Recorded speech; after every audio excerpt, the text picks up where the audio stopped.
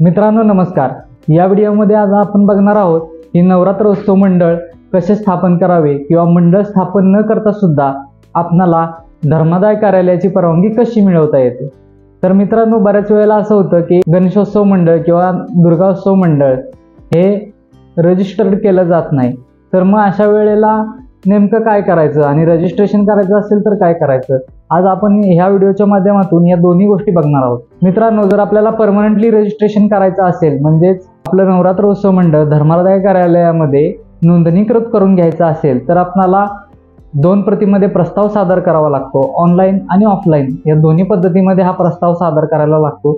यासाठी आवश्यक कागदपत्र अशी की कमीत कमी मंडळामध्ये 7 लोक असायला हवीत। या 7 लोकांचं Aadhaar card, PAN card, email ID, mobile number, व्यवसाय, त्याचबरोबर प्रत्येकाचा फोटो या सर्व गोष्टींची आवश्यकता असते।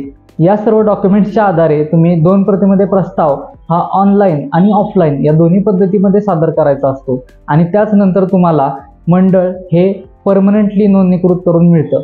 परंतु काही वेळेला असं होतं की परमनंट रजिस्ट्रेशन करणं प्रत्येकालाच शक्य होतं असं नाहीये।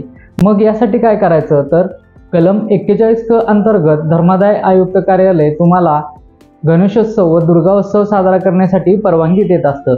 तर ह्याच्या परवानगीसाठी तुम्हाला ऑनलाईन पद्धतीने अर्ज करायचा असतो आणि हा ऑनलाईन पद्धतीने अर्ज करत असताना तुम्हाला कमीत कमी 7 लोकांची आवश्यकता असते। त्याच्यामध्ये अध्यक्ष, उपाध्यक्ष, सचिव, खजिनदार आणि बाकी सर्व सदस्य अशी पदे निवडायची असतात आणि त्याचबरोबर सर्वांची आधार कार्ड, पॅन कार्ड, जर तुम्ही दरवर्षी दुर्गाोत्सव किंवा गणपती उत्सव साजरा करत असाल तर मागच्या वर्षी काढलेला परवाना, त्याचबरोबर मागच्या वर्षी किती खर्च झाला त्याचा ऑडिट रिपोर्ट एका सर्टिफाईड सीए कडून तुम्ही करून घेतलेला असला पाहिजे।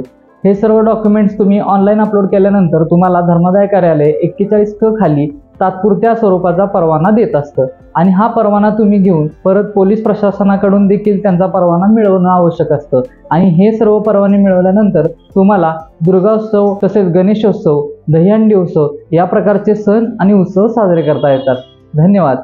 हा व्हिडिओ तुम्हाला कसा वाटला हे आमच्या कमेंट बॉक्समध्ये नक्की कळवा आणि जरी तुमचे काही प्रश्न असतील तरी ते कमेंट करून आम्हाला सांगा। आम्ही तुमच्या प्रश्नांना नक्कीच उत्तरं देऊ आणि जर चॅनलला सबस्क्राईब केलं नसेल तर सबस्क्राईब करायला विसरू नका।